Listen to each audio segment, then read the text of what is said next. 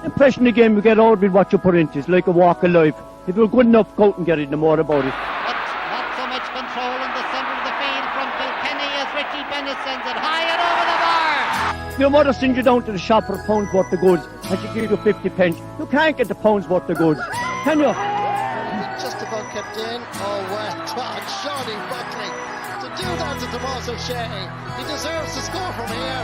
One of the highlights of the Sunday game.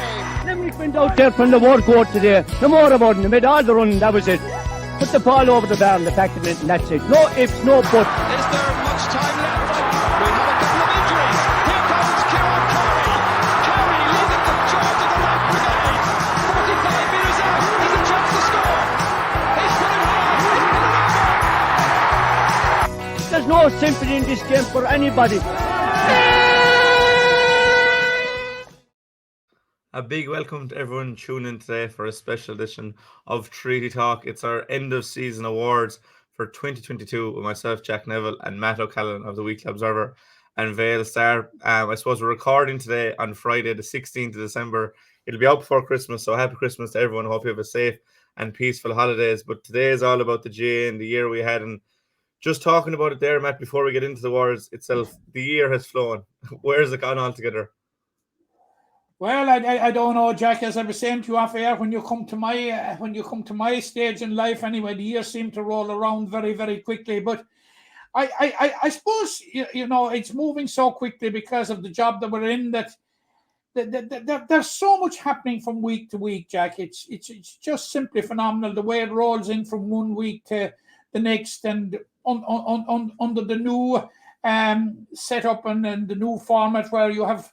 For the first 6 months, 7 months almost, you're totally engrossed in the intercounty scene, and then you move on to the club scene, which is a huge, absolutely fantastic program of games. And you must remember, of course, we're covering games, Jack, across, with hurling, football, ladies, football, camogie, handball, like such a huge range there, and there's so much of interest in all codes, that the weeks, the days, the days move around very, very, very quickly, and but it's just fantastic to be involved in it, and really fantastic when you sit down here as we're sitting down now and looking back on what has been a fantastic year for Limerick GAA, an absolutely fantastic year, Jack. And the public have really bought into it, Jack, because there's no greater testimony to the way that the public have bought into following our games than in the returns at the recent convention, where there was 1,043,000 gate receipts, an all-time record for club games in Limerick, which is absolutely phenomenal. But actually, Jack, I'm not so sure we had to be told that it was going to be that way, because we could see for ourselves going around week in, week out, evening in, evening out, the big crowds that our games were attracting.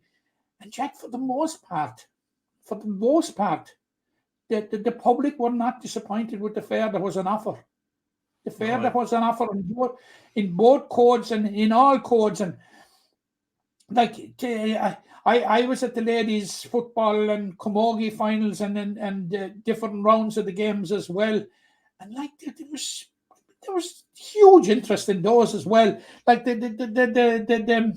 interest in games like has gone right across the four codes. It's absolutely fantastic to see. Even the most recent big game in camogie, the county senior final, huge crowd in Ballygran. For the intermediate final, huge crowd in Ballygran for what was an awful day, Jack.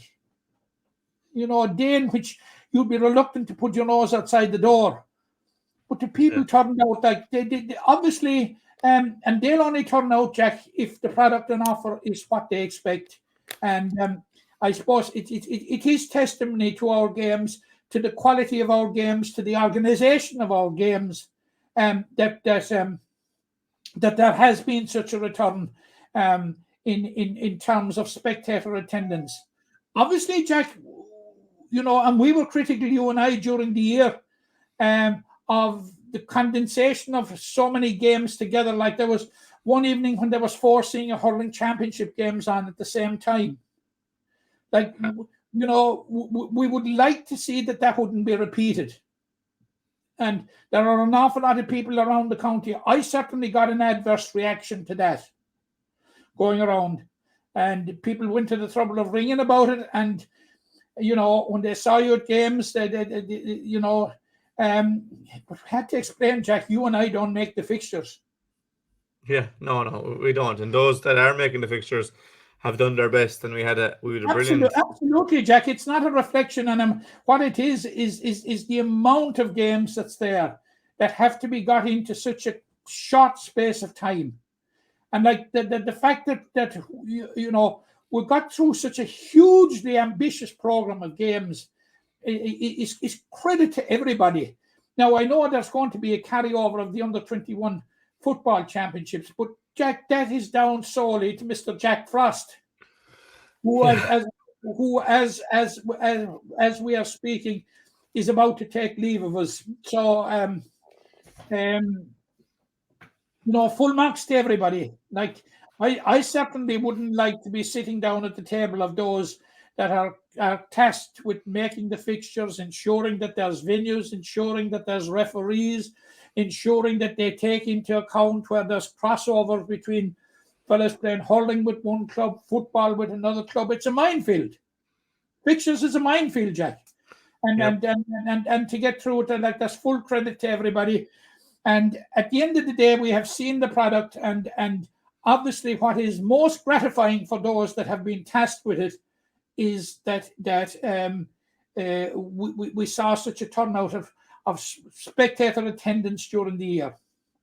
Yeah, it was a brilliant year throughout, between club and county. And looking at the graphic there, you have obviously the footballers celebrating in the background after getting promotion, the hurlers with another All-Ireland title. You've Cian Lynch and Declan Hannon in the middle, either side of him. You've Ron Lynch and Tommy Grimes celebrating Newcastle win the senior, and Diarmuid Kelly celebrating Newcastle winning senior football. You've Gerard Hegarty to the very right, and then Josh Ryan to the left. It's been a brilliant year. It's a good year to reflect on. We've 8 categories to go through today with subcategories then. So you've the match of the year, and then it's split into intercounty, club hurling, club football, and then that follows that system with player of the year, young player of the year, team performance, individual performance, score, biggest surprise, and club hurling and football team of the years. There's a lot to digest, and I suppose we'll start as soon as we can, because we have been known to run a bit late with these things. But we'll start as we have them in our order with the match of the year. I'll start. I had a couple of games down. We start with intercounty. For me, it's close between the All-Ireland final, Limerick beating Kilkenny, or else the Munster hurling final, Limerick beating Clare, a game that went to extra time. And for those listening or watching, I don't know what you're picking. You have an idea what I'm picking, but we're not sure what we're going to settle on for a lot of these. But for me, I suppose the All-Ireland hurling final, just the manner of the game, the back and forth nature of the contest, Limerick's brilliant start, Kilkenny's never say die attitude, the fact that we had 85,000 back in Croke Park for the first time in 3 years, Limerick doing a 3 in a row, avenging the defeat to Kilkenny in 2019. And the overall standard of the game, it was just a wonderful experience to be there, to be back in Croke Park. And we were treated, and to be fair to Kilkenny, they more than played their part. At times it looked like they could have won it, but thank God it was Limerick that came through. And for me, everything considered, that is the intercounty game of the year. Will you agree or disagree on that one? I'd be disagreeing with you, Jack. We're off to a poor start in terms of that. But I concur with everything that you've said about the All-Ireland hurling final. It was a very, very special day, a landmark day for our county. Prior to 2020, we had never won. Prior to 2021, we had never won 2 in a row, and here we were on the threshold of 3 in a row. And we completed the job and got the job done a bit more comfortably, because if you reflect back on the game, Jack, I think the last 3 or 4 points were all scored by Kilkenny. And if I'm correct, in the main for the main that were scored in time added on. Now that is not to detract from the game, but for me the standout game in terms of quality, in terms of excitement, and in terms of significance for Limerick was, and the manner in which they did it, was the Munster hurling final this year.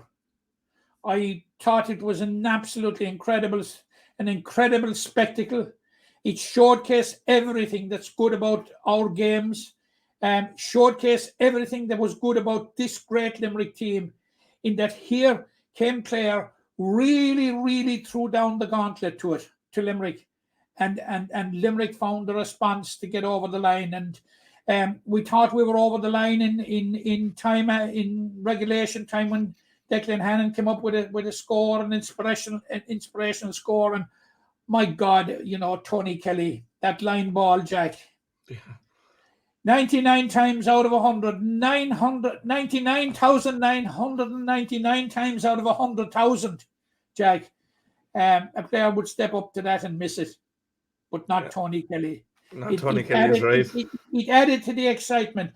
But having victory snatched from him, Jack, the way Limerick responded in extra time was simply phenomenal in my view. Simply phenomenal. And for me, I have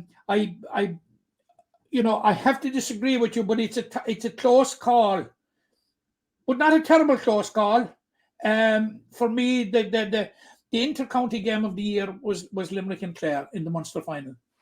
Yeah, and I think it's good that we'll have disagreements along the line, and it's good to showcase different games, especially the best games of the year. Look, I had the two of them down. You another one, and there was some good football games as well. The one against Clare and Munster was particularly memorable, and also the promotion sealing win against Fermanagh in the Gaelic rounds was another pleasing one. But we'll move on from that. I went All Ireland hurling final. You went with the Munster hurling final. Thankfully, Limerick won on both occasions. Going on to club hurling then, club hurling game of the year. Maybe two or three that you considered first before we, pick one. Well, you see, you're sort of confined in this, Jack. You're confined to the games that you've attended and seen. Yeah, of course. Or maybe watched back. Patrick's Well and South Liberties was a particularly good game insofar as that it was a team from Section B finally breaking the glass ceiling, as it were, in getting a win in the quarter final. But they did it South Liberties did it in a very, very they did it with a fine performance. They absolutely did it with a fine performance and were full worthy winners. An interesting game that I thought, and a club hurling game that I found was I would say was a privilege to be at now, Jack, and this might surprise you. And it was the meeting of Kildimo, Palestinian and Blackrock in the club in the group stages, and you know where I'm coming from now. It was an absolutely, when you see a man go out and score 10 points from play, that's a game that's worthy of being right up there with him. It was an absolute privilege. Now, and I know Blackrock were relegated, but another game that could come into contention as well was Blackrock's final round game with Mungret. Yeah, I was at that. Mungret St. Paul's, which was a game that had everything, Jack. But at the end of the day, I'm leaning towards a fine evening over in Doon in August and the meeting of Na Piarsaigh and Kilmallock. I thought it was a fantastic game of hurling. It was in the group stages. Na Piarsaigh won it at the death by a point. I thought it was a game, Jack, that showcased everything that's good about Limerick.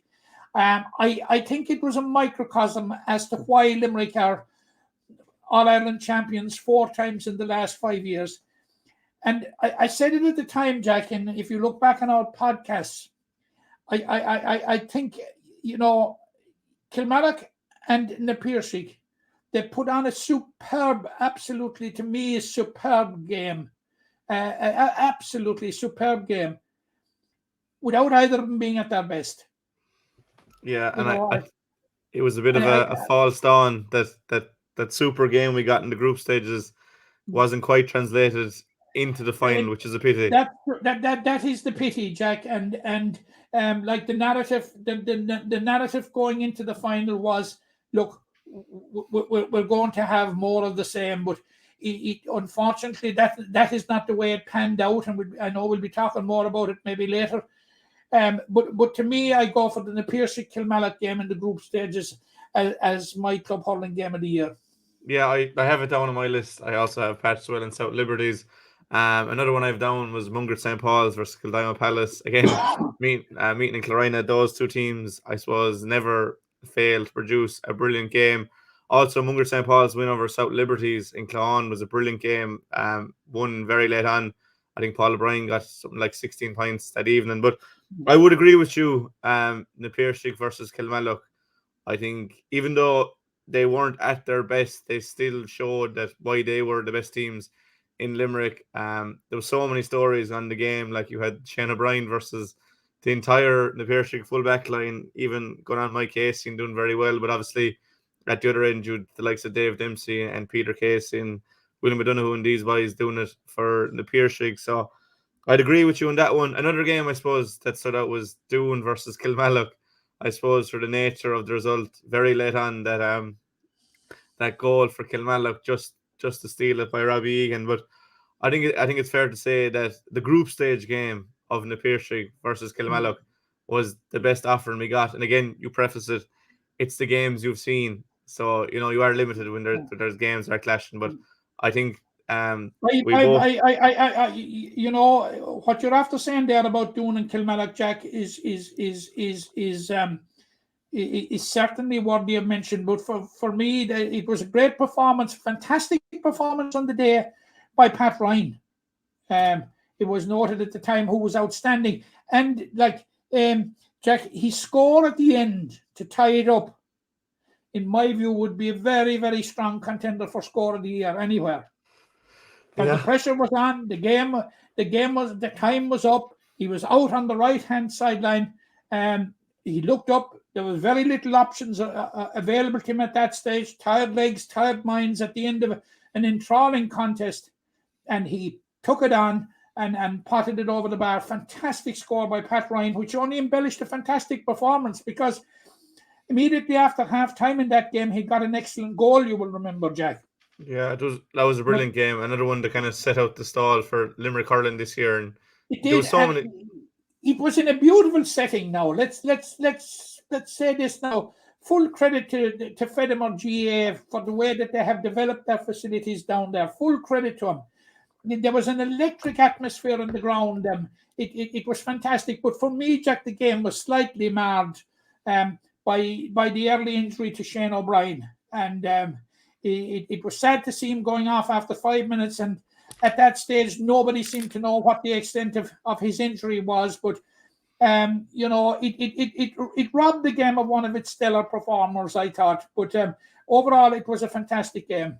Yeah, there was so many to choose from, but I think we've both agreed with Na Piarsaigh Kilmallock from the group stages.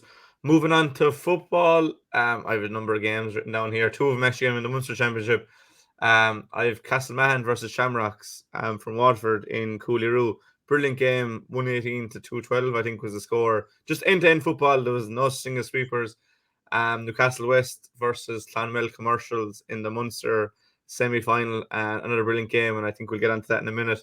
And then Ballysteen versus Galtee Gales, 113 to 213 in favour of the Gales. I think you were there that evening. It was a glorious evening in Kilmallock. Again, very attacking football. Little room for sweepers. Unfortunately, the result went against us. I think that'll go against me picking that result. So overall, I think the game of the year was probably Newcastle West and Clonmel Commercials. For me personally, you know, it had it all. It had Newcastle, the underdog, starting really well, and then Clonmel come back into it. Newcastle hitting back. You had that score in the 8th minute of injury time for Juan O'Connor to send it to extra time, like they did in the county final. And you know, Emmett Richter's goal and Newcastle power into victory, and it was nice to see a Limerick team, you know, dominate in a Munster Club Championship. So for me, and you know, taking all into consideration, I'd go Newcastle West versus Clonmel Commercials as my club football game of the year. Yeah, I saw an absolutely fantastic game, a fantastic football game in the group stages of the Senior Football Championship between Kildimo-Pallaskenry and Galtee Gales. It was the one that copper fastened Kildimo-Pallaskenry's progression to the quarterfinals. And unfortunately, from a Galtee Gales point of view, it ended their interest in the championship, as far as I recall. So, or almost ended their interest. They had a mathematical chance of still going through, but it was a fantastic game, Jack, from start to finish. And the initiative changed hands.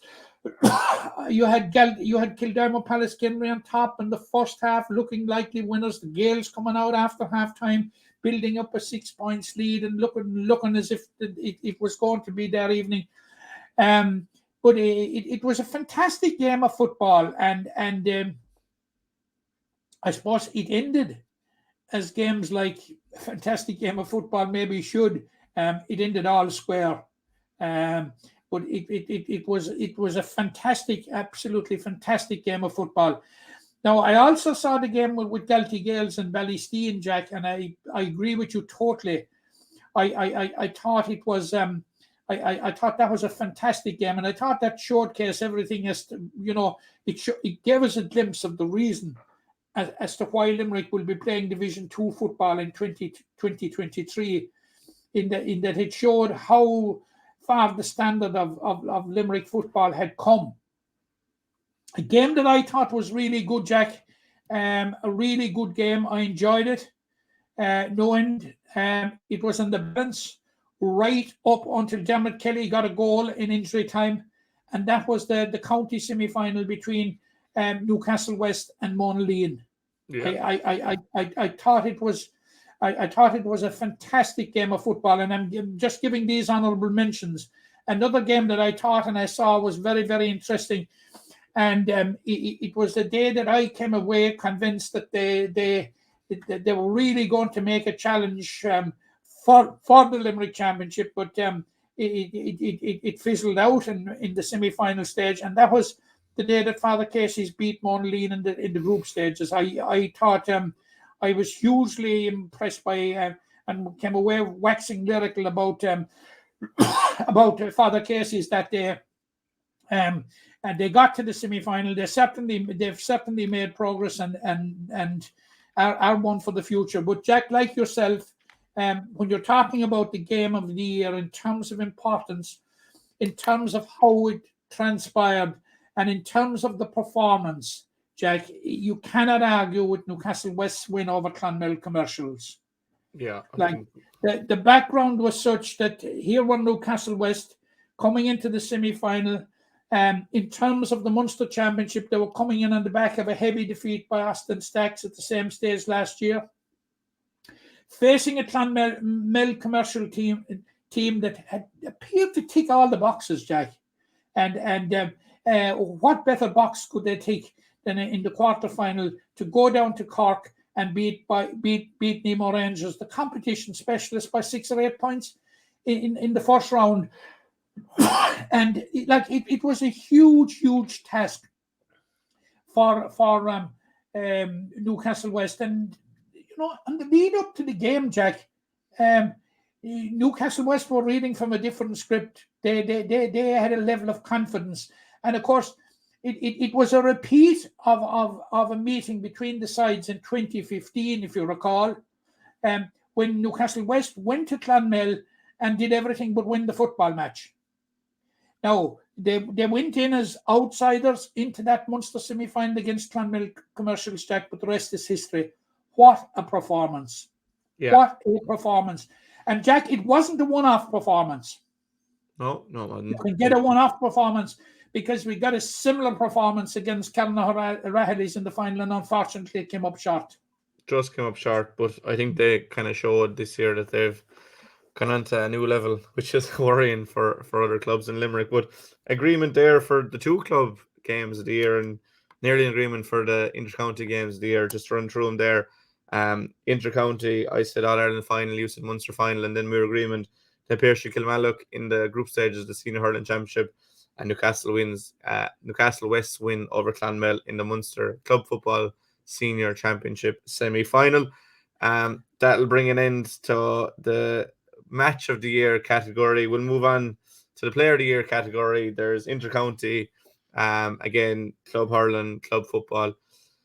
Starting with intercounty football, and I don't think there's going to be any surprise with this one. He ended up winning an All-Star nomination. Probably unlucky not to get the All-Star, transformed as a wing-back for Limerick, but it's nearly his performances for Newcastle nearly eclipsed that.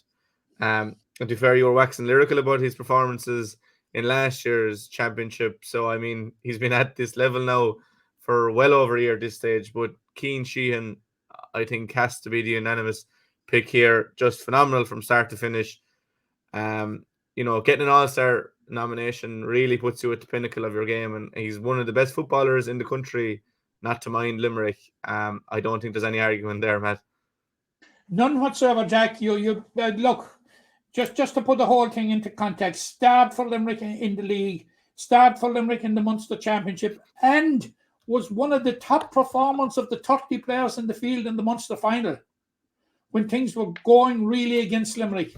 Yeah. And his performances for Newcastle West, they've gone to a new level, Jack. And I'm not going to talk about All-Stars, Good. I said to myself, look, I'm not going to talk about All-Stars. You mentioned it, but enough said. It annoys me. But his performances translated his county performances to his club. And none more so, Jack, than in the Munster Club Championship. Absolutely stunning performance against 𝗧𝗹𝗸𝗁. Absolutely stunning. 4 points. Stunning performance last Saturday against Carnora Haddies. Jack, there's no argument. Yeah, and I don't think it's going to be the last we talk of Cian Sheehan in this segment. So we'll interrupt briefly, going on to the hurling. And we did this already in the podcast. We were in disagreement that time. I think we'll still be in disagreement. You give me your pick, and I'll come back to mine then. Well, it was a very close call, and it was obviously for those that are tasked with it was a very, very close call for the players as well this year when they were voting on who the player of the year was, because they were confronted with a shortlist that included two Limerick players, two absolutely outstanding Limerick players, and two of the reasons why Limerick have 4 All-Irelands in the last 5 years. And that's, of course, Dermot Burns and Barry Nash. Barry Nash has been absolutely phenomenal, Jack. We wondered way back when Richie English got that unfortunate cruciating injury and Mikey Casey was out, how Limerick would reshape their full back line. And not to worry, Jack, Barry Nash stepped into the breach. But I thought Barry Nash, the role that he played with Limerick in 2022, he brought his game to a new level. But of course, what he was actually doing was, showing his versatility, and it was John Kiley and Paul Kinnock using his versatility to the optimum. Like he's done it up in the forwards at underage level. He has done it at left half back for Limerick, had been outstanding. But like Jack, since he's moved to cornerback, it was a huge leap of faith on the part of John Kiley, Paul Kinnock, and the management team to make such a decision. But look, they have made some stunning decisions in the past, and that's why we have 3 in a row champions. And but he was, by any standard, a phenomenal year for Barry Nash. Plus the fact that, Jack, you must remember, he carried it over to the club championship. Yep, he did. Getting one over the man you're going to pick as your intercounty hurler of the year. Yeah, but you know what I'm leaning. I'm going for Dermot as hurler of the year. I think he was as my intercounty hurler of the year. I thought he was simply fantastic, Jack. Yeah, I wouldn't disagree. Look, you know, the scoring return from your wing back, Jack, simply phenomenal. The point he got catching the puck out in the All Ireland and returning it over the bar with interest, you know, that'll live long in the memory, you know. Some of Dermot Burns' deeds over the last number of years, indeed, dating back all the way to 2015, when he was captain of the under-21 team that won the All Ireland, and such an integral part of that team, and really that really kickstarted the drive to the success, the unprecedented success that we have enjoyed over the last few years. But he has been phenomenal. He's been Mr. Consistency. Absolutely fantastic. And I'm going with Dermot Burns over Barry Nash. And, you know, it wasn't an easy decision for the reasons in which I've outlined. No, but, it's definitely not an easy decision. I'm going for Dermot as my hurler of the year. Yeah, for me, it's Barry Nash by a hair. You know, like, Dermot was phenomenal all year. I don't think anyone can take anything away from him. Brilliant throughout the year. But for me, Barry Nash this time last year was, well, so shortly afterwards, in January, he was named captain for the Munster Hurling League, you know, and led by example, was one of the best players throughout that league, the same. And championship then took it to another level, got 2 points against Cork the first day, and he got a brilliant point against Galway under the Hogan stand in the All-Ireland semi-final. I just thought consistency never dipped for Dermot Burns either. So I think it was I just like the idea of a cornerback being named Hurler of the Year, because Sean Finn would have got it in 2021 if there was someone not named Cian Lynch, you know, floating around doing his thing. So for me, just Barry Nash by a hair. But we're so lucky to have, you know, them 2 players fighting it out this year. We had obviously Keane and Sean Finn and Kyle Hayes last year, and we Grod Hegarty and Tom Morrissey the year before. You know, that the standard of player in Limerick is frightening. But we'll go one each for Barry Nash and Dermot Burns as our intercounty hurlers of the year. Moving on to club players, Matt.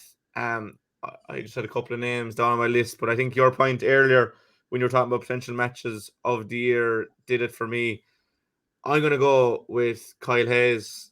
I just thought he was phenomenal for 𝗧𝗹𝗪 in their second year back in the senior championship. You know, they got promoted in 2020. They won the County Cup in 2021, and this year they got promotion to 1A.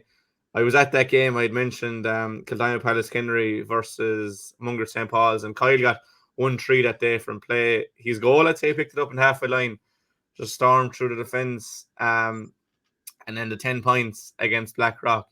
In his first 4 games in the championship, he scored 2-21 from play. You know, I think that says all you need to say. He was a bit injured against Carrisplan, still played his part. He was still kind of injured against Doon. I think he still got 3 points from play. Just thought his levels were incredible. And like, he was slow to get off in the Intercounty Championship, I think it's fair to say, back at centre forward, but he had really found his feet once he got to Croke Park. And then when he was back with KP, I just thought he was phenomenal. I thought Adrian Breen and Peter Casey, William O'Donoghue were very, very good for an Pierce League. Paul O'Brien from Munger St. Paul's, as ours mentioned, but for me, no one got near to Kyle Hayes in the club championship.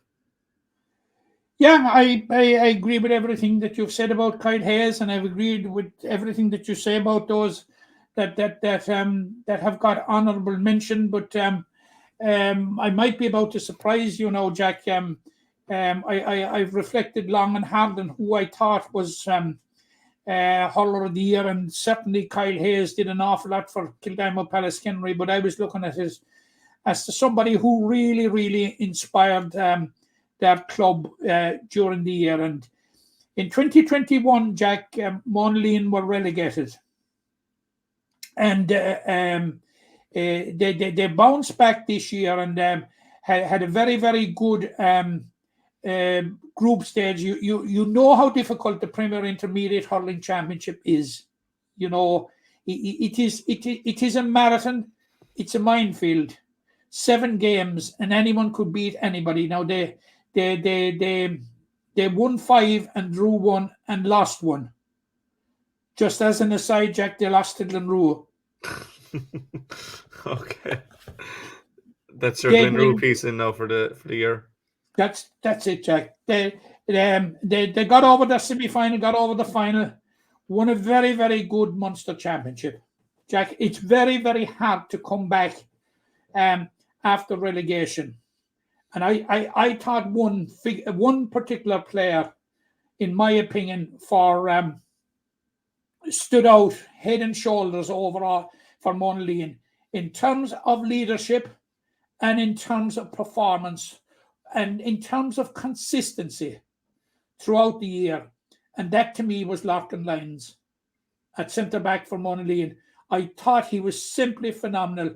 They're going into an All-Ireland semi-final, and it's because I think of the leadership of people like Larkin Lyons, and not only the leadership, but backed it up with some outstanding performances.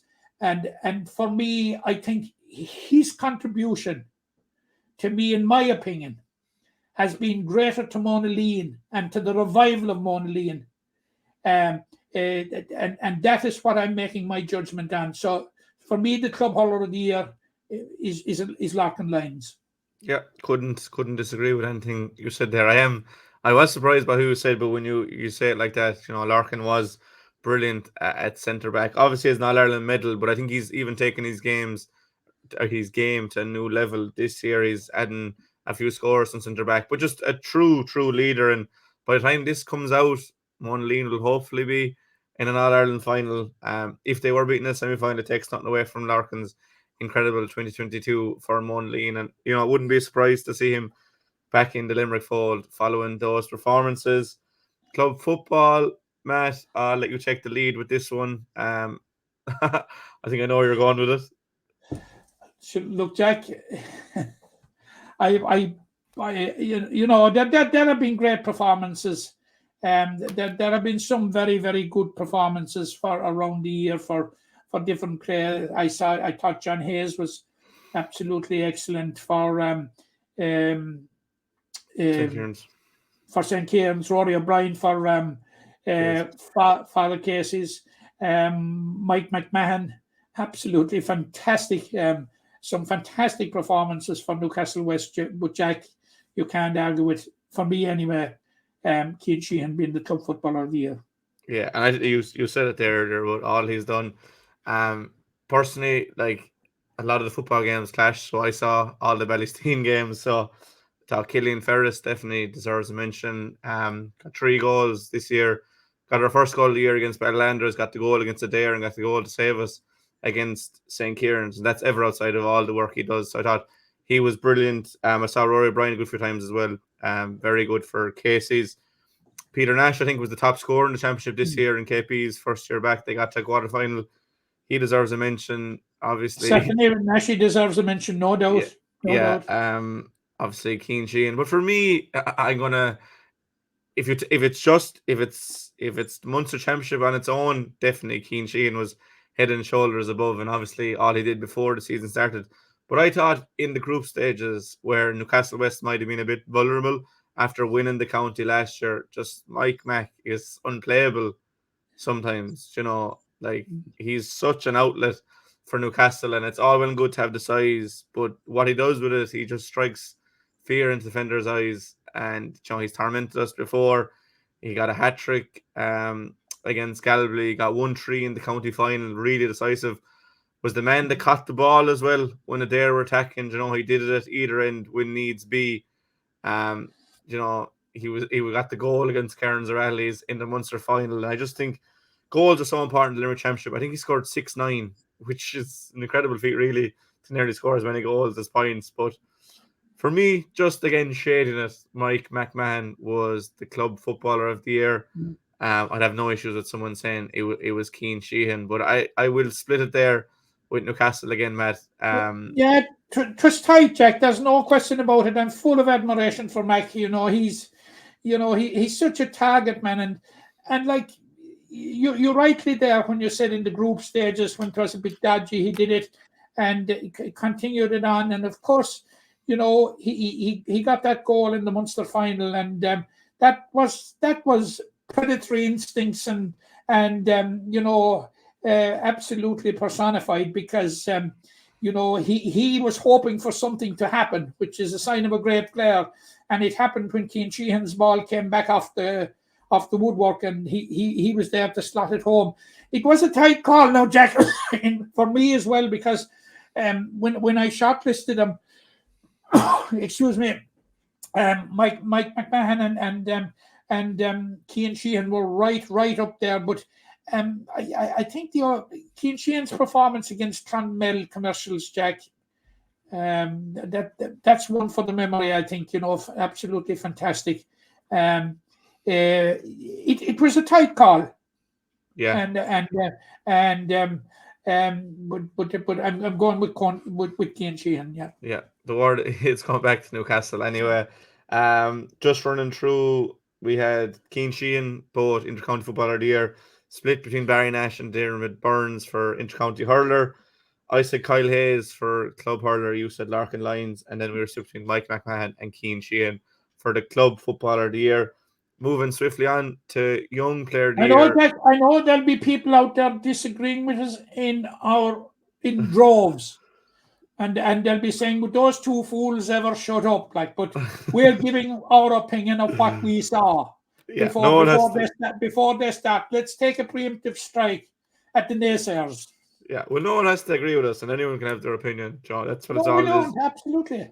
And it's all if they disagree with us, we don't care. You know, that's the essence of democracy, the essence of what it is about. The people differ and people have different opinions.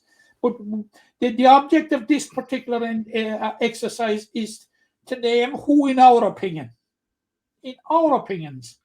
And the two of us can't agree. So how do you hope to have universal agreement then, you know? Yeah, look, we're not looking for agreement. We're just trying to provide a bit of entertainment, closing in on the Christmas period and the New Year. Moving on to young player of the year. For me, I don't have anyone down for the intercounty football. There was I just stuck to senior with this, the young player of the year, for the senior categories, and I think Limerick's football side is fairly settled now. If you want to hop in with someone there, you can. But for me, I just had a hurler, and for me that there was only one nominee really, and it was Cathal O'Neill when I considered my criteria. Now you might have gone for someone that played under 20s in that Munster winning side, but for me, you know, Cathal O'Neill, we've known about him since probably 2018. He was playing Harty Cup when he was only in third year, and they won the Harty Cup. Went on to play with the Limerick Minors that year, and played Limerick Minors the following year. For the 20s in 2020, he was their best player in their only game they had. In 2021, then got his All-Ireland medal. Didn't feature much, but this year he really kind of stamped his authority on the senior side. Featured in all the games, you know, started a couple. Was the main man for the 20s in his only game. Unfortunately, that ridiculous rule prevented him from lining out with the Limerick under 20s in the All-Ireland final, which I imagine they would have won with Cathal. But I thought just a leap this year for Cathal O'Neill, and for me, he was the young Limerick hurler of the year in terms of intercounty. Yeah, I agree with you there, Jack. I couldn't disagree. To me, it was practically unanimous. I scratched my head around to see was there any other contender, but to me, he was absolutely outstanding. That performance against Clare in the only game that he got to play with his peers was absolutely fantastic.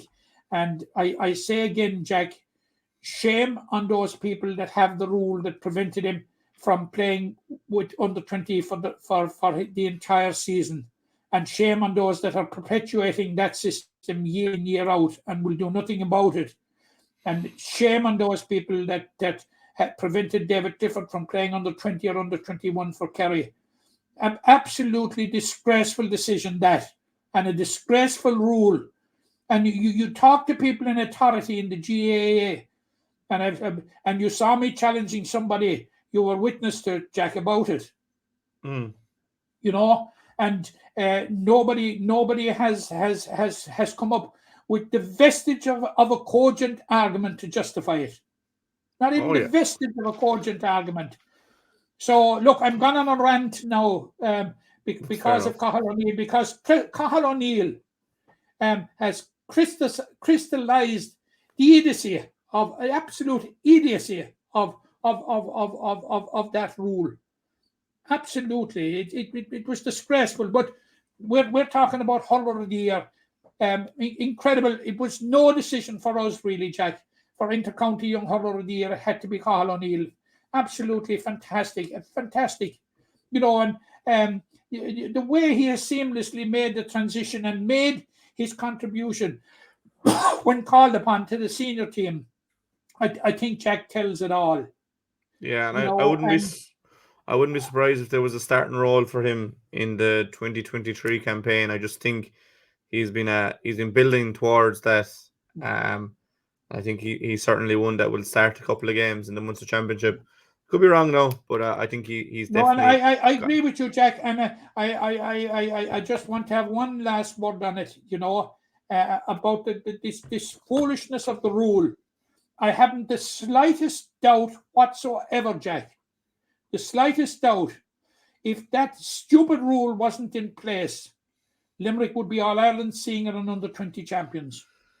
Yeah, I'd agree with you there, but there's no point dwelling on it because we'll only agitate ourselves. No, we're only doing our heads in, Jack. That's all.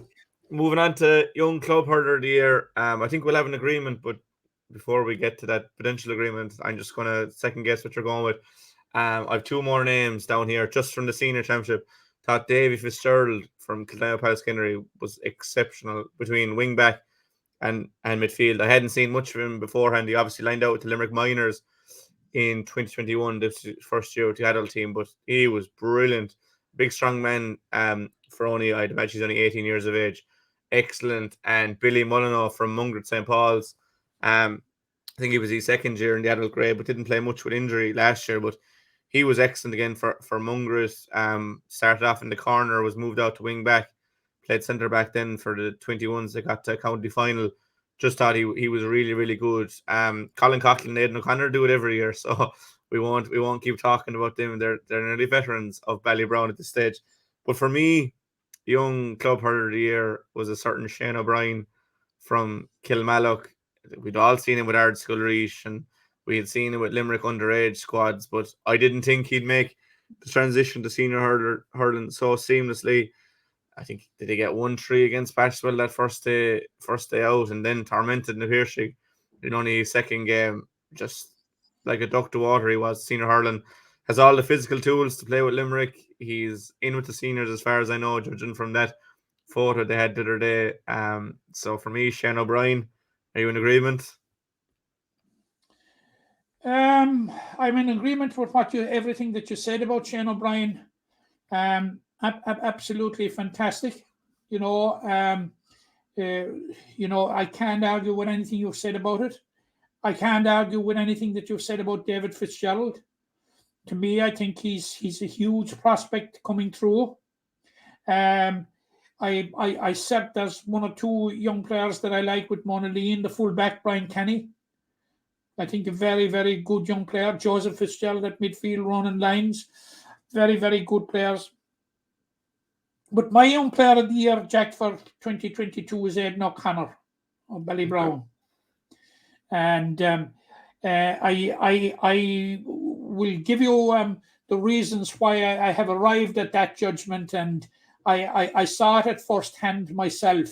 I saw his performance in the opening round against Blackrock, which I thought was after a quiet first half, which was excellent in the second half.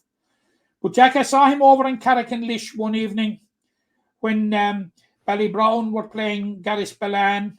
Ballybrown were behind. They were reduced to 14 players. They brought Aidan O'Connor out from corner forward to midfield, and I thought he put on an absolute rise of the Rovers' performance, Jack, to rescue the game. He scored from frees, he scored from play, from all angles, from all distances, and turned the game completely for Ballybrown. Jack, when that cracking game that we spoke about between Mungret and Ballybrown was in the melting pot, under 21 Premier under 21 hurling final there about a month ago. was in the melting pot. One man grabbed it, in my opinion, by the scruff of the neck. And in the second half, I think it was the performance of Aidan O'Connor that swayed it Ballybrown's way. He was absolutely, simply phenomenal again. So I'm going, and certainly Colin Coughlin is right up there as well, as being among the contenders. But for me, I am my young hurler of the year, young club hurler of the year. It's a tight call over Shane O'Brien and Colin Coughlin, but I'm going for Aidan O'Connor. Yeah, I was listening back to the 2020 edition that we did, and I went for Aidan O'Connor. You've gone for him now, so he's exempt from next year. He's definitely a player I'd love to see inside with the Limerick setup, because I think he's all the tools to play inside there. But I'll stay with Shane O'Brien. I just thought he was so impressive. On to club football, Matt. I'll let you lead this one. Yeah, there was a standout young player for me this year, Jack, and I've spoken about it. I've spoken about him and he's a huge and absolutely huge prospect coming through. Is Emmett Rector of Newcastle West. Yeah, I actually, and I, apart from his goal against Clonmel Commercials, Jack, the way he just bedded into that game like a veteran, but some of his performances, I thought his performance against Monaghan in the county semi-final was outstanding. It certainly belied his young years, Rudon O'Connor, player that has had a very, very, very good season with Newcastle West, and basically I narrowed it down to those two, Jack, and I'm going with Emmett Richter as my young footballer of the year. Yeah, Emmett was his first year out of minor. I think it was Rowan's second. Just I narrowed it down to them two boys as well. Just a special mention to Davy Shaughnessy for Ballysteen. I think he was second top scorer overall. Cathal Downs was brilliant for KP. Rory O'Brien we mentioned previously for Father Casey's. But I think when you're going young, you can try and go for the lads that are just kind of in their first or second year. I know Davy is, but for Emma Richter and Rowan to get to a Munster final in their first year and to be key men for Newcastle, Emmett got the goal against Clonmel and Rowan scored the point to bring it to extra time, so. But this is the point that we've been making, Jack, about Newcastle West, and I think we've made it a couple of times, you and I, during the year. Like you had the new faces that were on the senior team this year: Rudon O'Connor, Todd Donovan, Emmett Richter, and Brian Dix making a breakthrough. And that for young players, the contribution that they made was simply phenomenal. Yeah, and that is one of the reasons why Newcastle West came so close to win the Munster Championship. Like if you get players coming through so young that are immediately making the transition from underage and making such a contribution, Jack, you're in a good place. Yeah, as I always say, it's the things going on in Newcastle is just worrying for the rest of us. But I think we'll split it again. You went slightly with Emmett, and talking to lads that have played with him in the under intercounty setup, they think he's going to be one of the best players in the county, if not the best. But I'm going to go. I think he's potentially the real deal now. Yeah, Limerick always produce good midfielders, so no pressure there, Emmett. But I'll go with Rowan. Just real good defender. He's equally good defending as he is going attacking, as he showed with that point. And I'll go with Rowan. You'll go with Emmett, and we'll split the vote for Newcastle. And another award going to the Magpies there after a phenomenal year. I think it's fair to say. Moving on to the performances of the year, Matt, and we'll go with team performances first. Intercounty, I'm just going to go at one, not football or hurling. I'm going intercounty performance of the year, and it might be a strange one, but for me, it's Limerick's performance against Fermanagh in round 7 of the National Football League. And to be fair, if I was to pick a second one, it would probably be another performance from the league, because we've gone through it ad nauseum, but they had to go to Auckland, they had to go to Antrim, had to go to Laois, and Kenway wins in all these places. But for me, the win against Fermanagh, when there was so much pressure on Billy Lee's side to get the job done, they had rescued it in Port Laois a week beforehand, but the manner of the win against Fermanagh, 116-14, I think it finished. But they were in control for the majority of the game. Josh Ryan got the goal just before half-time, but they were just so comfortable and so composed. And for a Limerick football team to handle the pressure so well, and it was a beautiful day in the Gaelic Grounds, and there was, people went onto the field afterwards. It was a nice day for Limerick football. For me, all things considered, that is my performance of the year from a team intercounty level.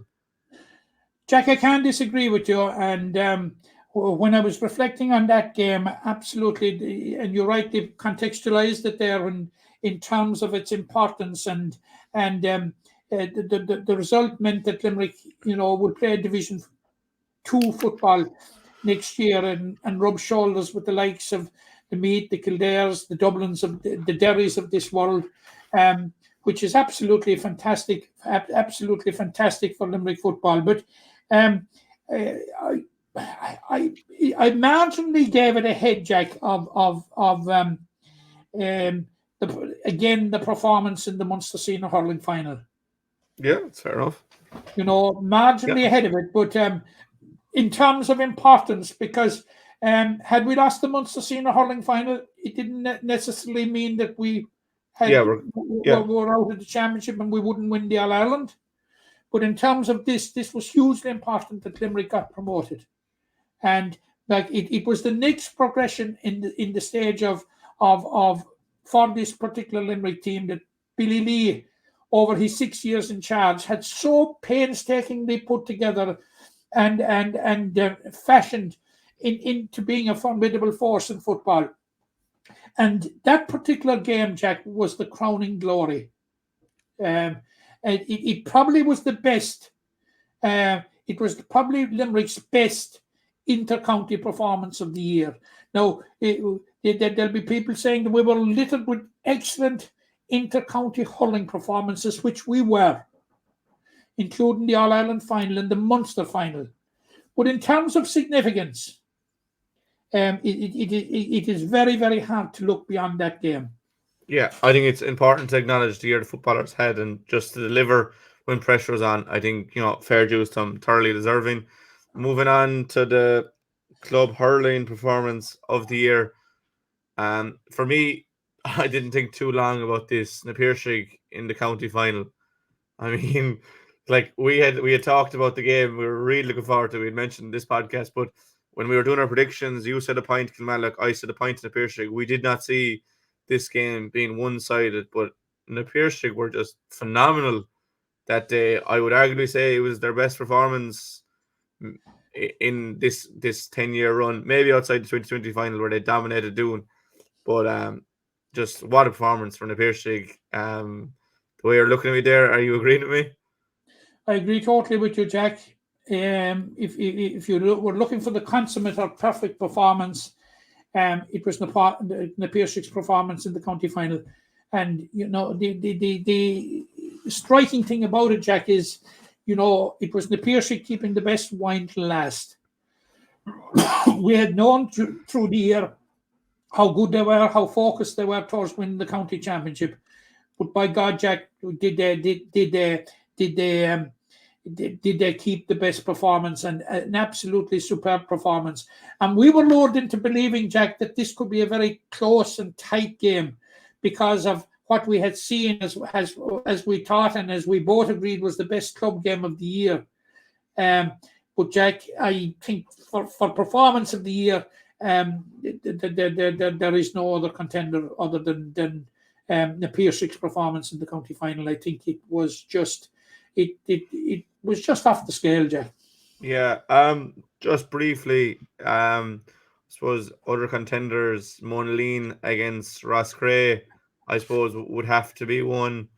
South Liberty's beaten Patrickswell, to be fair to them, but there is no debate in that result. But on Monaleen winning the Munster final, really significant. Absolutely, very, very significant because they went into the Munster final as outsiders, Jack. No doubt about that. Roscrea were as firm a favourites as ever came into it, and Monaleen stayed with him in the first half, Jack. But what a performance by Monaleen in the second half! What a performance by Marco Dwyer, who scored 15 points in the day. I know 11 were from frees, but he got 4 from play. And what an overall performance by Mona Lee. Look, we said it before, and I think we said it in the weekly podcast that here we are in December, and they're still showing measurable improvement game on game. Like they upped the notch after the county final win over Bruff in the semi-final against 𝗧𝗿𝗲𝗰𝗶𝗹.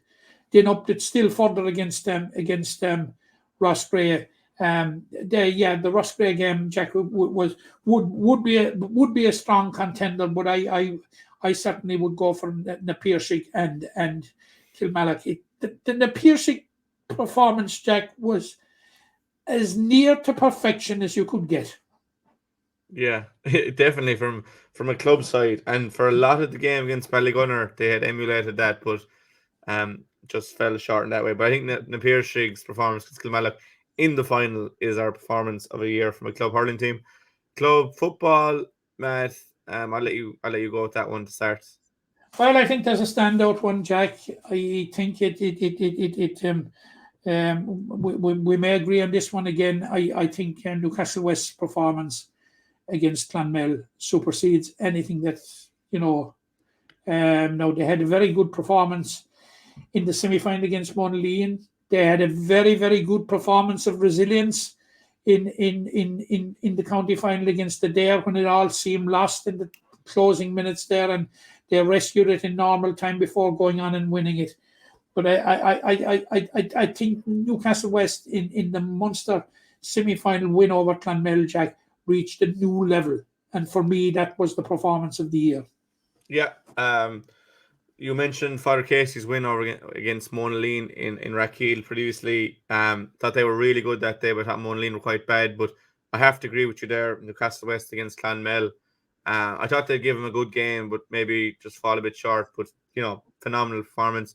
First Limerick team in a Munster final in 14 years. So that has to be given its due credit, and a great performance overall from Newcastle. And I think club football, they're rightly dominating all these awards. I think that's fair from the season that the Jimmy Lee side had.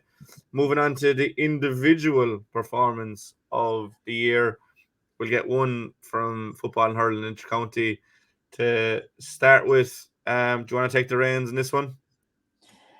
Yeah, there have been some fantastic performance in hurling this year. Fantastic individual performances. We've had some phenomenal performances by Barry Nash, as we've already said. We've had phenomenal performances by Dermot Burns. Phenomenal performance in every game, in my view, by Declan Hannon, who's been absolutely the linchpin and has been outstanding. The loss of Cian Lynch was such a huge loss, and you needed men to stand up, I suppose his performance in the All Ireland final, Jack. If a man gets player of the match in an All Ireland final twice in 3 years, that is something special. And 𝗧𝗿𝗃𝗁 got that in this year's All Ireland final, and who are we to argue with it? For me, that was the performance of the year. Now 𝗧𝗿 has put on some phenomenal performances. Yeah, imagine being told that. Were Cian Lynch not around, he'd probably have got 3 in a row. I was just about to say he scored 2-1 in that final, and he still didn't get men the match. I mean, he's All Ireland final performances. The All Ireland final seems to be tailor made for 𝗧𝗿, and you couldn't argue. Look, the hurling performance of the year was Limerick's biggest day, going for 3 in a row, going for a landmark victory over the old enemy, the first time since 1973, and a man turns on that type of performance. Jack, you can't argue with it. Yeah, and I'm adamant. I said to the lads before the game that he'd be man of the match. I don't know why I felt that, but I just thought he would be. He was quite enough against Galway, but he was absolutely phenomenal against Kilkenny. A joy to watch. I don't think that's the last we'll mention Garrod in this podcast. But onto the football performance of the year.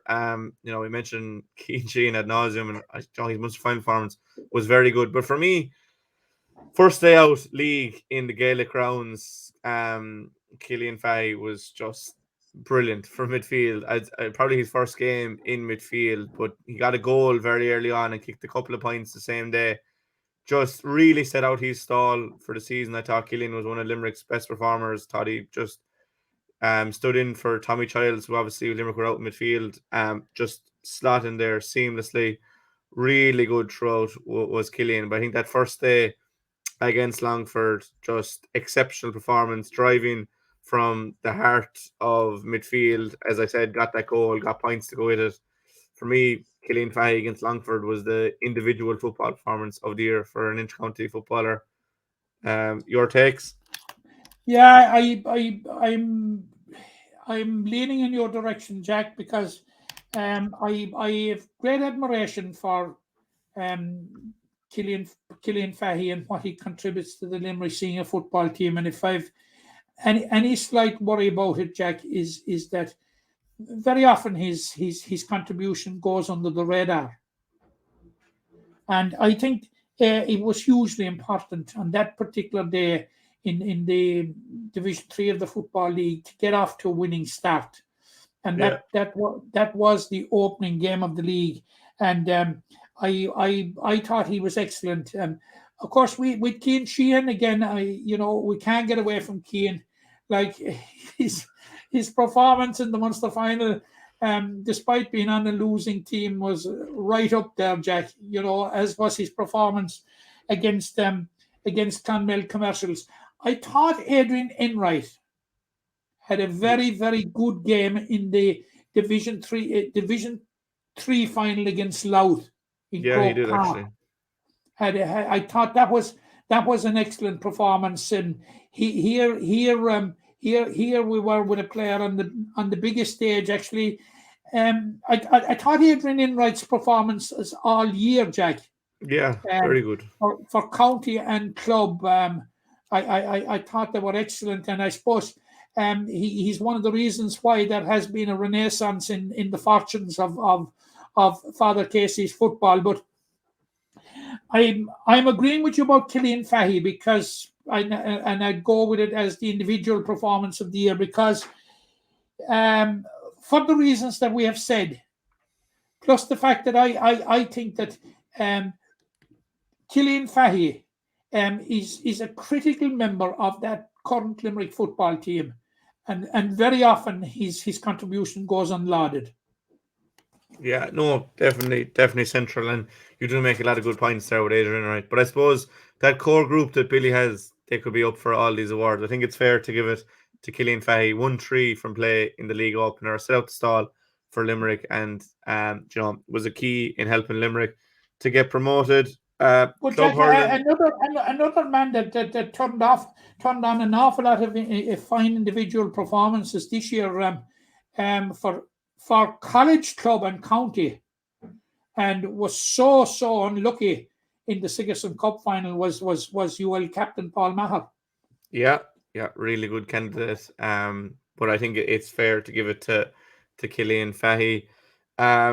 Onto the club hurling performance of the year. I think we mentioned it a good few times now, but for me, I've never seen a player score 10 points from play in any game. We were both in Ballygrand that day when Kyle Hayes and it was, you could tell really early. I think if I go back and look at my tweets, I had said that Kyle Hayes was causing wreck, and I mean, he was just a one-man wrecking ball that day. 10 points to play, Matt. Like, you've been to more games than me. Have you ever seen the likes of performance like that? No, Jack, I haven't. No, I haven't. There's no question about it. I've and like he seamlessly went through the game, and it was just one of those days. And you'd say some guy gets 10 points. You'd hear of a guy getting 10 points. You'd immediately jump to the conclusion 7, 8, 9, and maybe 10 of them were from frees. But this was 10 points from play, Jack. Yeah, it's 10 points from play. You saw it. We witnessed it. You know, that's a score from play every 6 minutes. Yeah, and I don't know, was he taken off as well in that game? Like, he was just phenomenally good. There was no Just marking him. unplayable. And Jack, some of them were from all kinds of distances, all kind of angles. There was very few gimmies in it. So it was probably no gimmies. And I think KP have it up on their Twitter at some stage if you want to go back and look at 10 of the best, because they were all fine, exceptional fine. Some of them, there was good balls in and he made the most, but other ones he just won it back himself. Just 3-on-1, it didn't matter. He was going to win the ball. And like, a shout out to Peter Casey, who got 7 from play in the county final, and Adrian Breen, they got 2-3 from play. But I think Kyle Hayes' 10 points would beat any sort of performance you're going to. Yeah, but Peter Casey and Adrian Breen were part of an absolute consummate performance, you know, and they were two of the main reasons for it, you know. But you know, you're talking about individual performance of the year, and oh my God, actually, there was something in the air that weekend, because as far as I remember, that Tom Morrissey turned in a similar performance that weekend as well. Was it against Kilmallock? No, I think that was the day before. Oh yeah, it would have been. Yeah, it would have been the day after. I was at it over in Carrickendish, I think, and was it in Carrickendish? I think it was, or was it in Fedamore? But you know, Tom Morrissey had another one of those years for a hand where he was a one-man wrecking ball up there for at large stages. But look, there's no getting past. It's only fair in the context of awards, and maybe he mightn't be getting any from us here, but the performances of Tom Morrissey was simply phenomenal for a hand. Oh yeah, and look, we've come to expect that from him. He's just one of the best club hurlers, and obviously in the county, but one of the best club hurlers for a hand in the county. There's no doubt in that. But moving on then into individual performance from a club footballer. A couple of ones for me. I saw the intermediate final. I thought Dylan Cronin and Gordon Brown were exceptionally good for an Appearshig. You mentioned Cian Sheehan against Clonmel, 4 points from play, but I'll talk about that game more later on in the awards. For me, Mike McMahon versus Galway, 3-3 from play.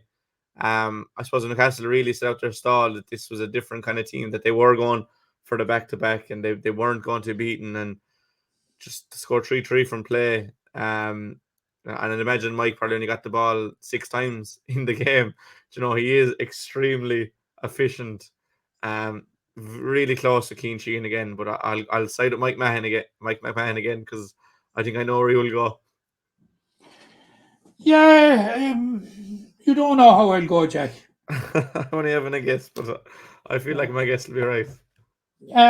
Peter Nash, I thought had a fantastic performance for Kildimo Pallaskenry against Galtee Gales in an aforementioned game.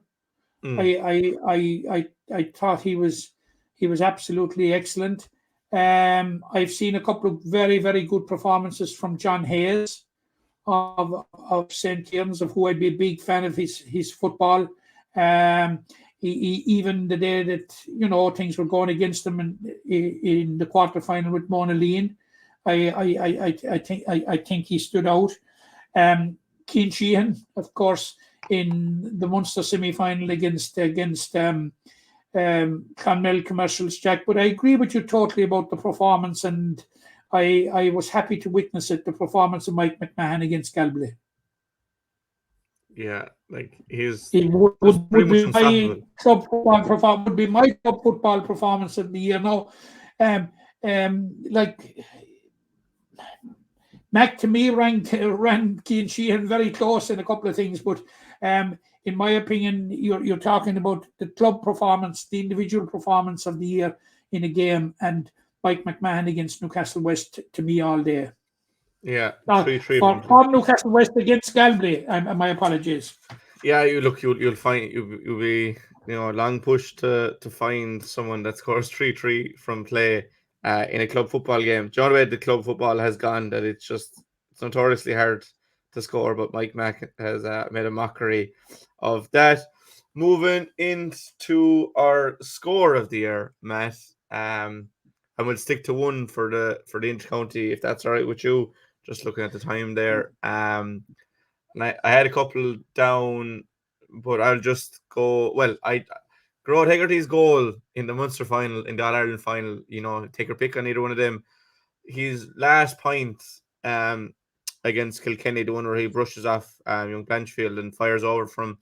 He's probably over 100 yards out. He's given 70 minutes of Trojan work. Has already scored 1-4, and to find the target from there. But for me, everything considered, Declan Hannon's score in the Munster final to put Limerick one ahead. And look, we thought we had it won, but obviously there was a certain Tony Kelly. But it just sums up Declan Hannon. He's everything that Limerick need to be. When they need him, anchoring defence, he does that. When they need him to score points, he does that, as he did that day, and he does so often in All-Ireland finals. He's just so important to the team. 4-time All-Ireland winning captain and incredible on the day. And for me, I was behind it in the terrace looking at it. It was just incredible. And for me, that's the score of the year. Declan Hannon's point against Clare in the Munster final. I agree with you, Jack, totally on it. And it's just another string to Declan Hannon's bow, like inspirational captain. Here the game is in the melting pot. Your captain comes up and he gets you a point. And it in many ways mirrored the 2018 All-Ireland, Jack, if you recall, in the first half when things were a bit slow, and then he grabs a couple of quick fire points and reignites Limerick, and that particular one against Clare and its significance, how significant it could have been, but nevertheless it was significant, because if you draw the game, every point is significant. But it was an absolutely marvelous strike, and here is your captain coming on saying, look, not telling anybody what to do, showing everybody what to do. Absolutely fantastic from Declan Hannon, and just typical of the guy. I still argue, Jack. I still argue we might be 5 in a row had he not gone off in the All-Ireland semi-final in 2019. Yeah, well, I think he's going to show that is very well the case. We're in agreement there. So with our score of the year for the intercounty, Declan Hannon versus Clare. Club hurling, I'll let you take the reins of this one. Yeah, there was a lot of important scores. I mentioned one of them already. I thought Pat Ryan's score for Doon against Kilmallock in the group stages of the championship, which drew the game. Fantastic score, and a fantastic score in its execution. Fantastic score in its importance. Took a very good player, a player on the top of his game, to take it on. I think Shane O'Brien got an absolutely excellent goal against Napirsig in the group game over in Doon. But for me, the score of the year, Jack, my club hurling score of the year was Mark O'Dwyer's for Monaleen against St. Joseph's Dura Bearfield. The goal. What absolutely, a goal. Absolutely fantastic. Here was his side just had fallen behind, and you needed somebody to come up with something special, and he got possession. He ran about 25-30 meters and unleashed the pile driver. Excellent goal in its creation, in its execution, and its importance. And for me, the score of the year, the club score of the year. Yeah, I'm nearly tempted to change my mind. The way you described Mark O'Dwyer's goal, it was really phenomenal. But I'll stick to what I have down here. I had Shane O'Brien down practice well. His first goal for Kilmallock, the first of many, just brilliant, fetched the ball and fired into the roof of net past Chase and Glan. Really good. Tom Ryan's point for Patrick Swell, that just kind of sealed it in the celebration, all that. But for me, Adrian Breen's second goal against Kilmallock, long ball in, and he wouldn't be renowned for his aerial ability, probably more seen as more of a poacher and just a really good finisher for goals and points. But caught it over, I think it was Dan Joy he was marking, or it was one of the O'Loughlin's, turned his man and fired into the corner. Then he's facing Barry Hennessy in goals, which is even more difficult. And he scored a really good goal before that had been set up by Dahi Dempsey, or Conor Boylan, I mean. So, he had already shown that he was capable of it, and they would have been, keeping a really close eye on Adrian. But he's just so prolific in the Limerick Championship. And for me, I just thought it summed up his performances for the year. You could also have any of Kyle Hayes' 10 against Blackrock, but for me, I'm going to go with Adrian Breen's second goal against Kilmallock in the county final. Very, very strong contender. I agree with you totally, Jack. I agree with you totally. Like Adrian Breen was on fire in the county final, like himself, and Peter Casey, 2-10 between them. You can't argue it. Yeah, from play like it. That is some return from play, but I'm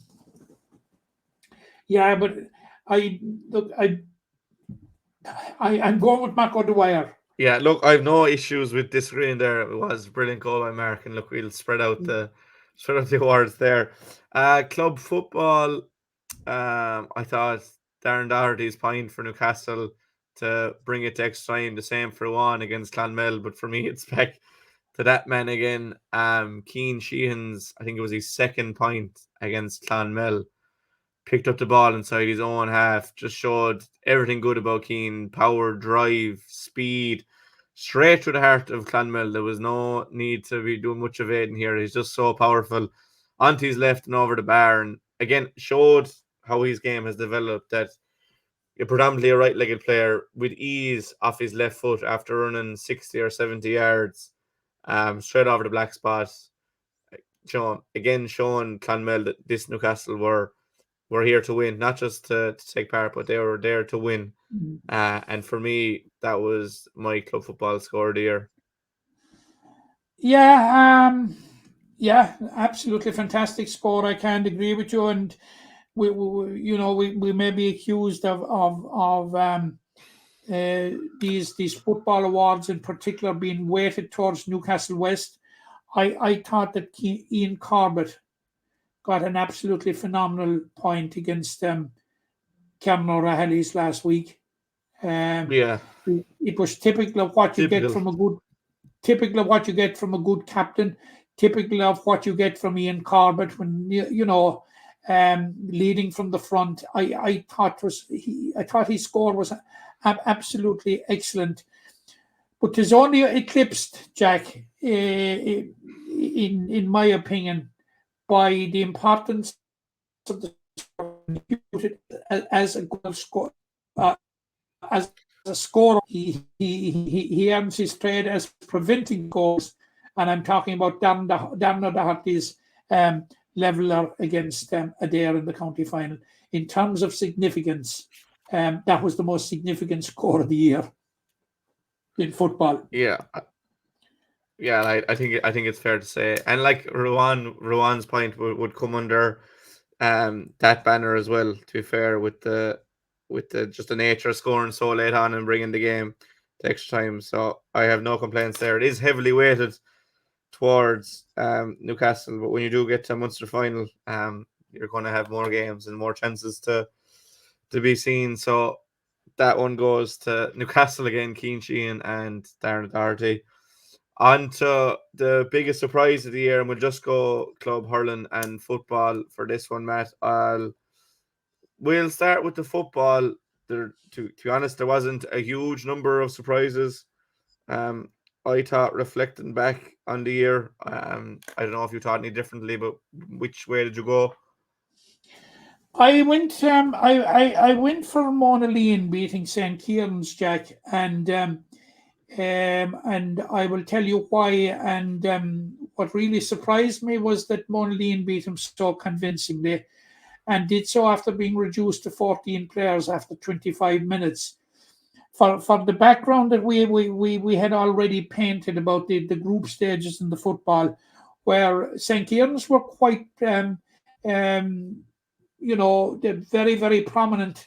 I think they won their first 4 games and lost the last group game to Adair, which was, there was no shame in that. Now, Monaleen struggled to get into the groups, to get into the knockout stages, but beat Clahan in the final round and got over the line. But they had suffered some alarming defeats. Now they suffered the first round defeat to Newcastle West, which there is no shame in that. But They suffered a very, very heavy defeat to Father Casey's.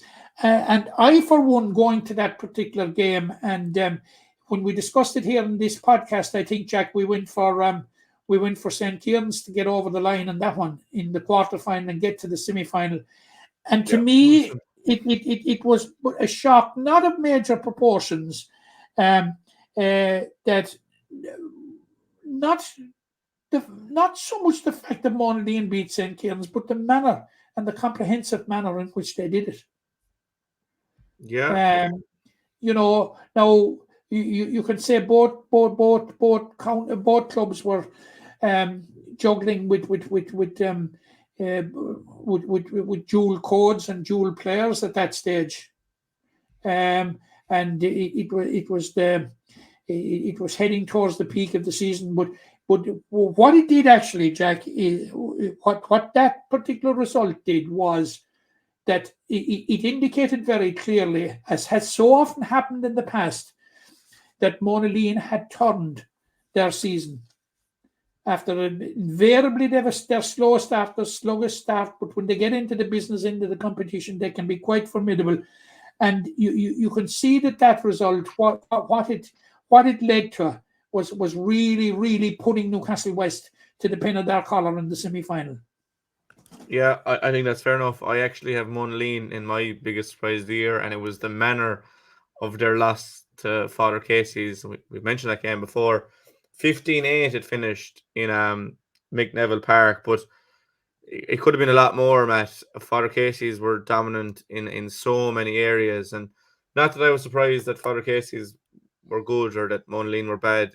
It was just more the case of the manner of the result. And as things panned out, Monaleen got so close, as you mentioned, to Newcastle, and Father Casey's, just failed to perform against it there. So in the grand scheme of things, I thought that was really surprising, just the manner of Casey's win to Monaleen. But there was a couple more. I thought Ger Griffins would beat St. Senans in the intermediate quarterfinal. I didn't think KP would get to a quarterfinal. I thought that was a surprise, their first year up. I think Casey's the manner of their win against Monaleen, and I also had Monaleen beating Kieran's as the other surprise. So it went by the book in large portions of the year. We kind of got what we expected in many games. On to the hurling, Matt. And for me, it's pretty obvious. It's South Liberties ending the monopoly on the Big Four in the Limerick Senior Hurling Championship. We'd said at the start of the year that we could see it coming, that someone might break the stranglehold. But as the year went on, we kind of felt that the top four were a bit ahead, and we thought maybe someone like Ballybrown or KP or someone might be the ones. But it was South Liberties, and thoroughly deserving. In Kilmallock that afternoon, they got the goal from, I think it was Brian Ryan. They got that all important goal, but 113 to 14 point winners. They won by 2 in the end. It wasn't like a fluke or anything. They led for most of the second half. It was, I think, Patchwell's first time not reaching the semis since 2014, I think. So it brought a long run to an end. And for me, that's the obvious candidate for the surprise of the year, was South Liberties beating Patchwell. Yeah, I agree with you, Jack. And since this ANB was introduced about 5 or 6 years ago, we wondered when, if ever, a team that would come up from the B section would win a quarterfinal. Now, in 2021, it came very, very, very close now. And, maybe on full reflection, Jack, South Liberties may not have been that biggest of surprises, because if you would remember 12 months earlier, they pushed Kilmallock so close. Yeah. Pushed Kilmallock to extra time, and you must remember Kilmallock went on to win the county. It was probably the game that made Kilmallock. And in the process of pushing Kilmallock, they scored 5 goals against them in 2021. So South Liberties, they have been threatening, and probably you would have said at the start of the year, if we're honest, that we would have seen them as being unlikely, and we would have probably seen them as Actually, we would probably figured out that they may not have come out of the Section B at all. Well, yeah, I don't think we did. I don't think either of us picked them to come We'd out. have been talking about Ballybrown and possibly Kildimo, you know. Yeah. So, like out they did, they confounded everybody, and their performance in that quarterfinal, it really, Jack, has struck a blow for Section B. And Yeah. I think it was terribly important, hugely important for the competition and for the structure of the competition that we got a B winner getting a quarterfinal victory. And there can be no arguments about the merit of it. It was hard-earned, yes.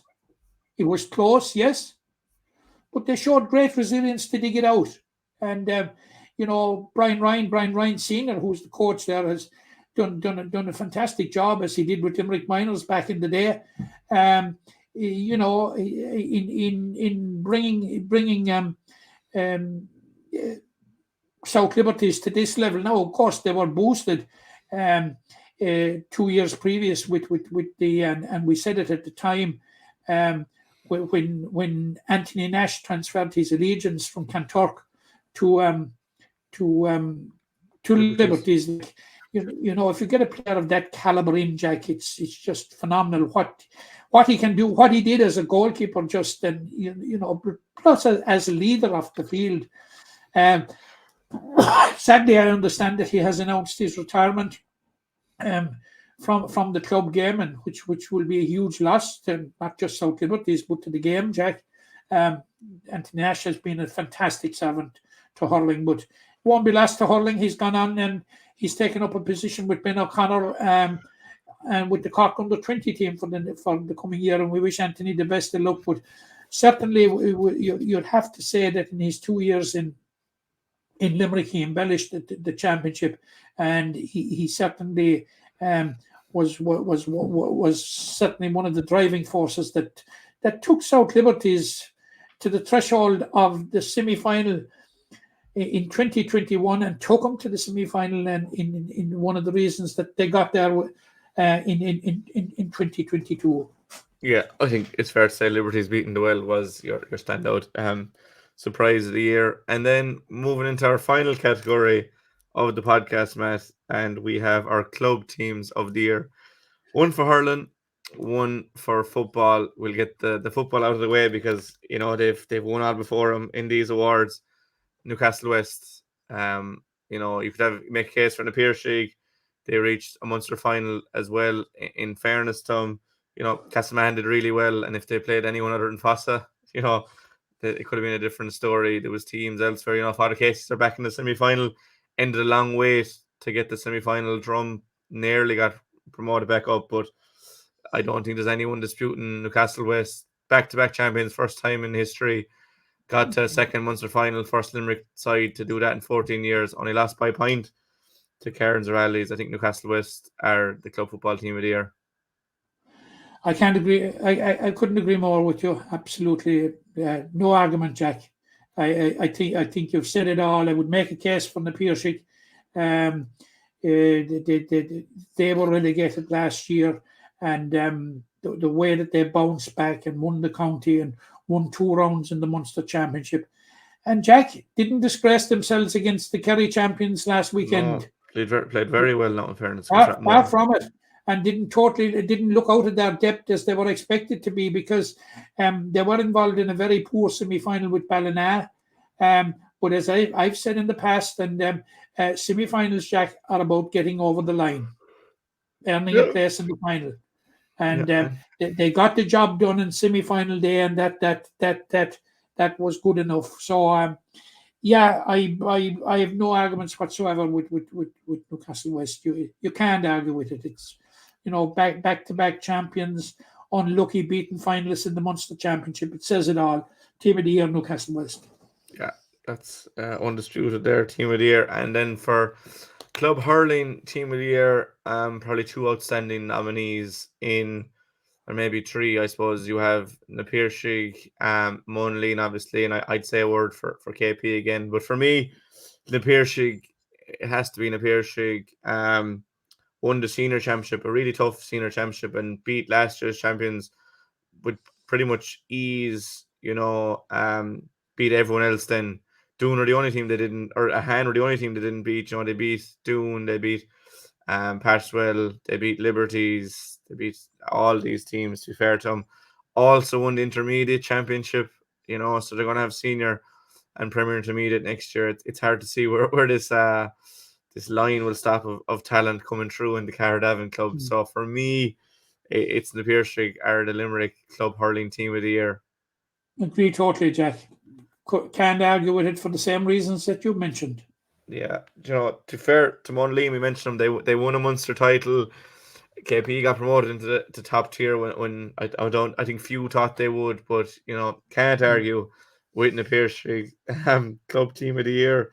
And look, to be fair, the 𝗧𝗹𝗸 and Newcastle West probably dominated the awards, but that's just the winning teams will be the ones that are remembered.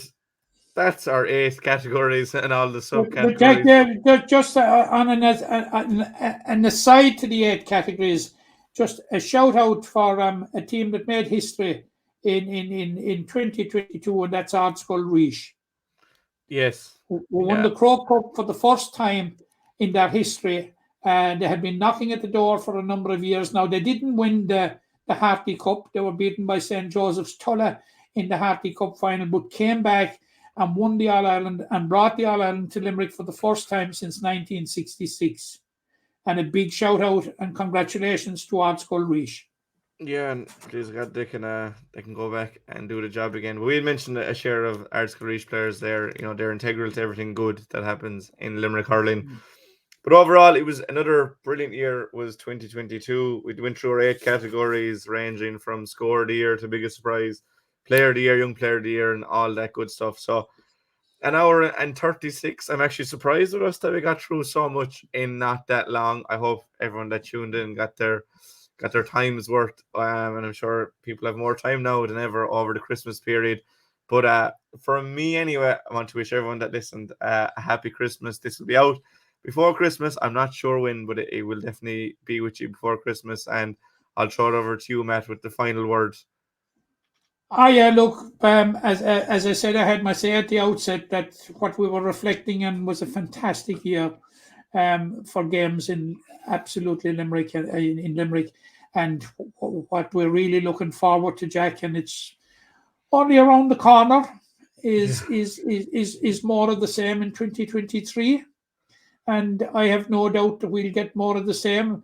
When this recording is being made, I'd like to wish 𝗬𝗏 the very best of luck in the concluding stages of the All-Ireland Intermediate Championship. And the same goes, if I can digress to another code, to Adair in the concluding stages of the All-Ireland Camogie Championship.